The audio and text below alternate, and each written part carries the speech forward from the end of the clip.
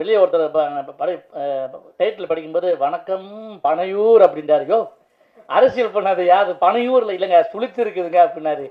யாராக இருந்தாலும் சரி, வருவீங்களா வரமாட்டீங்களா, இங்கே சேர்ந்துருவீங்களா சேர்க்க மாட்டீங்களா சேர மாட்டீங்களா கேட்டிருக்காங்க. உங்களுக்கு ரெண்டே ஆப்ஷன் தான் இருக்குது, அதனால வந்துருங்க. ரெண்டே ஆப்ஷன் தான் இருக்குதுன்னு கேட்டுக்கிறேன். அரசியல் பேசலைங்க, தயவுசெய்து அரசியலாக வந்து பதிவு பண்ணுறாதீங்க.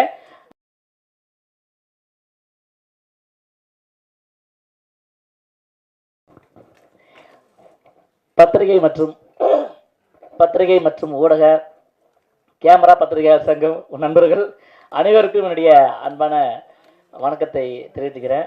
முதல்ல இந்த நிகழ்ச்சி வந்து தாமதமாக தொடங்கியிருக்கு, அதனால் ஒரு தொழில்நுட்ப கோளாறு காரணமாக அதுக்காக குழு சார்பாக உங்கள்கிட்ட மன்னிப்பு கேட்டுக்கிறேன்.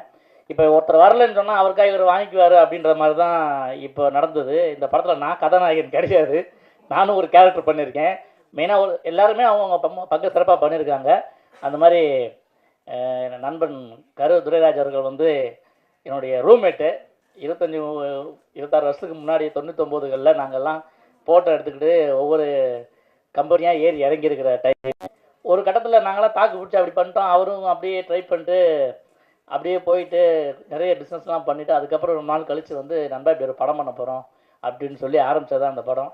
அந்த படத்தை ஆரம்பித்து ஒரு வேகத்தில் முடிச்சிட்டாரு. அதில் படம் சினிமா மட்டும்தான் எடுத்துக்கிட்டே கற்றுக்கிறது. ஸோ அது என்ன அப்படிங்கிறத நீங்கள் படம் பார்க்கும்போது தெரிஞ்சுங்க. வெளியே ஒருத்தர் டைட்டில் படிக்கும்போது வணக்கம் பனையூர் அப்படின்றாருயோ, அரசியல் பண்ணாது யாரு பனையூரில் இல்லைங்க, சுழிச்சு இருக்குதுங்க அப்படின்னாரு. யாராக இருந்தாலும் சரி, வருவீங்களா வரமாட்டீங்களா, இங்கே சேர்ந்துருவீங்களா சேர்க்க மாட்டீங்களா சேர மாட்டீங்களான்னு கேட்டிருக்காங்க. உங்களுக்கு ரெண்டே ஆப்ஷன் தான் இருக்குது, அதனால் வந்துருங்க. ரெண்டே ஆப்ஷன் தான் இருக்குதுன்னு கேட்டுக்கிறேன். அரசியல் பேசலைங்க, தயவுசெய்து அரசியலாக வந்து பதிவு பண்ணுறாதீங்க. அப்புறம் வந்து இந்த மேடையில் வீட்டில் அனைத்து ஜாம்பவான்களுக்கும் அன்பான வணக்கத்தை தெரிவிச்சுக்கிறேன். எங்கள் அண்ணன் வந்து அன்பு ஸ்ரீகர் அண்ணன், அதாவது சிறு முதலீடு தயாரிப்பாளர்களுக்கு வந்து கலங்கரை விளக்கமாக இன்றைக்கும் ஜொலிச்சிட்டு இருக்காரு. அவருக்காக தொடர்ந்து குரல் கொடுத்துட்ருக்காரு. அவர் பெரிய ஒரு புரட்சி தான் சொல்லலாம்.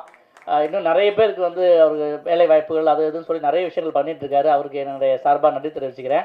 அப்புறம் வந்து எங்கள் அண்ணன் ஆனந்த் பாபு அண்ணன், அவரோட சேர்ந்து 2 படம் பண்ணியிருக்கேன். அடுத்த ஒரு படமும் பண்ண போகிறேன். எனக்கு என்ன விஷயம்னா, சின்ன வயசில் வந்து பாடுவானம் பாடி அந்த படம் பார்க்கும்போது ஒரு ஆசை இருந்தது, எப்படியாச்சும் வந்து இந்த மாதிரி ஒரு டான்ஸர் ஆகிடணும் இல்லைனா ஒரு ஆக்டர் ஆகிடணும் அப்படின்னு நினச்சேன். எனக்கு ஒரு கொடுப்பினை இருந்தது. வசூல்ராஜா MBBSல நாகேஷ் சார் கூட படம் ஃபுல்லாக சேர்ந்து நடித்த ஒரு வாய்ப்பு. அதுக்கப்புறம் வந்து 1848 சண்டே அதுமா அது நான் சொல்கிறேன் இருக்காதுங்க. 1848ன்னு ஒரு படம். அந்த படத்தில் அண்ணனுக்கு பிஏவா நடிச்சிருக்கேன். ஒரு கனவு வந்து எப்படி நனவாகும் அப்படின்னு சொன்னால், அது எந்த அளவுக்கு உங்கள் லட்சியத்தை நீங்கள் எடுத்துகிட்டு போகிறீங்க அப்படின்னு சொல்லி. எங்கள் அப்பாவும் நானும், எங்கள் அப்பா கம்யூனிஸ்ட்டு, சின்ன வயசில் வந்து தெருமுனை நாடகம் நடிப்போம். அப்படி நடிக்கும்போது எங்கள் அப்பா நாகேஷ் மாதிரி போடுவார், நான் வந்து ஆனந்த் பாபு சார் மாதிரி வாழும் வரை போராடு இந்த மாதிரி நிறைய தெருகளில் ஆடி இருக்கோம். அந்த கனவு அப்படியே நனவாகி அவர் அப்பா கூட நடிச்சிட்டேன், சார் கூட நடிச்சிட்டேன் அப்படிங்கிறது ரொம்ப பெருமையான விஷயம். அதெல்லாம் விட பெரிய விஷயம், நான் ஆடி ஒரு மிகப்பெரிய டான்ஸர் கீழேருந்து அதை பார்க்கிட்டு இறைவனுக்கு கொடுத்துருக்கேன். அதுக்காக அந்த பிரபஞ்சத்துக்கு நன்றி சொல்லிக்கிறேன். அப்புறம் வணக்கம் பண்ணையார், ஒரு புது முயற்சி இந்த படத்தை பற்றி சொல்லி ஆகணும். என்னென்னா, ஒரு மருத்துவ குழு வந்து கிராமத்துக்காக உதவி செய்கிறதுக்காக மருத்துவ உதவிகளுக்காக பயணப்படுறாங்க. அந்த ஊரில் நடக்கிற கதைகள் சம்பவங்களை ரொம்ப நகைச்சுவையாகவும் காமெடியாகவும் பண்ணியிருக்காரு. கிட்டத்தட்ட ஜனநாயகனுக்கு ஈக்குவலாக வந்து கட்டு வாங்கின படம். ஆனால் இந்த படம் வெளியே வந்து 50 கட்டு கொடுத்துருக்காங்க சென்சாரில். அதே சொன்னார், பரவாயில்ல அந்த ஈக்குவலுக்கு நம்ம படம் பண்ணியிருக்க முடியும் பெருமையெல்லாம் பேசிக்கிட்டாரு ஒரு ரொம்ப. அதனால் இந்த படத்தில் நிறைய நகைச்சுவை இருக்குது, நீங்கள் பார்த்து ரசிக்கலாம். இந்த படத்தில் நடித்த அத்தனை தொழில்நுட்ப கலைஞர்கள் நடித்தவங்க என் கூட அஸ்வினி, கார்த்தியா இருக்கட்டும், எல்லாருக்குமே என்னுடைய நன்றியை தெரிவிச்சுக்கிறேன். எல்லாருக்கும் வந்து இவங்க தான் ஒரு நியூ கம்மர்ஸ், அதாவது முதல் குழந்தை மாதிரி தான் இந்த படம். ஆனால் அடுத்த படத்தில் நிறைய விஷயங்களை தெரிஞ்சுக்குவார், பண்ணுவார் கண்டிப்பாக. ஸோ நிகழ்ச்சிக்கு வந்திருக்க நம்ம அனைவரைக்கும் இன்னும் குழு சார்பாக மீண்டும் ஒரு வரவேற்பை நன்றி தெரிவிச்சுக்க விடைபெற. நன்றி, வணக்கம், தேங்க்ஸ். எல்லாருக்கும் வணக்கம். இங்கு வந்திருக்கும் அருமை அண்ணன் அன்பு செழியன் சார், கருணாகரன் சார் அவர்களுக்கு முதல்ல வணக்கத்துக்கு சொல்லிக்கிறேன்.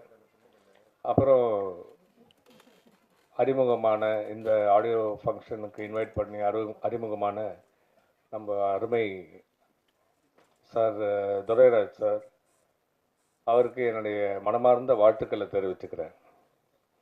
எனக்கு ரொம்ப சந்தோஷமாக இருக்குது. சுகுமார் காதல் சுகுமார் இங்கே பார்த்தது ரொம்ப சந்தோஷமாக இருக்குது. நகைச்சுவை பண்ணுறவங்க எல்லாருக்குமே வந்து ஒரு பழக்கம் இருக்குது. அதாவது அவர் ஸ்க்ரீனில் வந்துட்டாங்கன்னா மற்றவங்க யாரும் தெரியக்கூடாது. அது எங்கள் அப்பா கிட்டேருந்தே பார்த்துருப்பீங்க வாழ்க்கையில். நடிப்புக்கு ஏதாவது ஒன்று பண்ணிடணும், நம்ம ஜெயிக்கணுங்கிற ஒரு வெறி எப்போவுமே இருந்துக்கிட்டு இருக்கும். ஒரு கேரக்டருக்கு மீறிய ஒரு வெறி இருக்கும். அந்த மாதிரி தான் சுகுமார் வந்து சொல்லிச்சு, எனக்கு பெரிய பாக்கியமாக இருக்குது. ஆனால் ஒரு வார்த்தை மட்டும் யூஸ் பண்ணார், அது ஒரு மாதிரியாக இருந்துச்சு. அது தப்பாக நான் ஒன்றும் சொல்லலை. அது என்ன, அது நான் ஆடும்போது அவ்வளோ பெரிய ஜாம்பான ஒரு டான்ஸர் வந்து கீழே உட்காந்து பார்த்துட்டு இருந்தார். நான் இப்போ கீழே இருக்கிறது அவருக்கு அவ்வளோ விருப்பம். பக்கத்தில் உட்காந்து பார்த்தாரு. அது சந்தோஷமா சொல்றது அதெல்லாம் கிடையாது. இல்லை சுகுமார்? என்ன சுகுமார்? சரி, எப்படியோப்பா, நல்லா இருக்கு, நல்லா ஆடின கண்ணு. அப்புறம் முகிலனும் மதுமிதா மியூசிக்கே வந்து இல்லாமல் அவங்க பாவம் ரொம்ப கஷ்டப்பட்டாங்க அந்த மியூசிக் வால்யூம் ஏற்ற சொல்லி. பட் இருந்தாலும் அவங்க வாய்ஸ் இனிமையாக இருக்குது. அவங்க பல பாடல்கள் பாடி வேர்ல்டு ஃபுல்லாக இந்த வாய்ஸ் ட்ராவல் ஆகணுங்கிறது எனக்கு மனப்பூர்வமான ஆசை.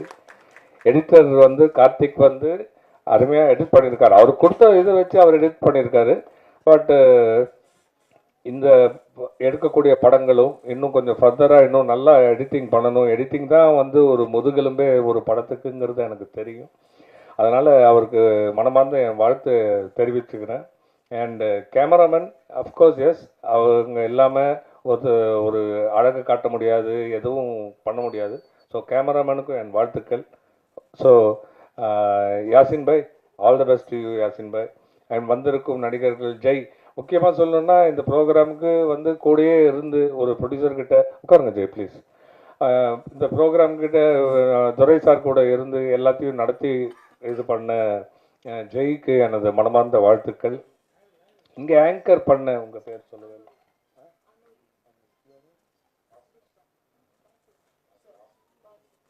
இப்போ பேரை மாற்றிட்டீங்களா? விஷுவலேருந்து வாசு தானே? பிஆர்ஓ வாசு அவர்கள் வந்து அவர் சும்மா உங்களை வந்து சொல்லலை, பொதுவாக சொன்னார். பிஆர்ஓங்க இப்படி கொஞ்சம் ஜாக்கிரதையாக இருங்கன்னு. அதை ஏமாத்தணும் தான், உங்களை சொல்லலை. இல்லை, அவர் வாசு சாரோடைய முகமே மாறி போச்சு, நல்லதாக போச்சு.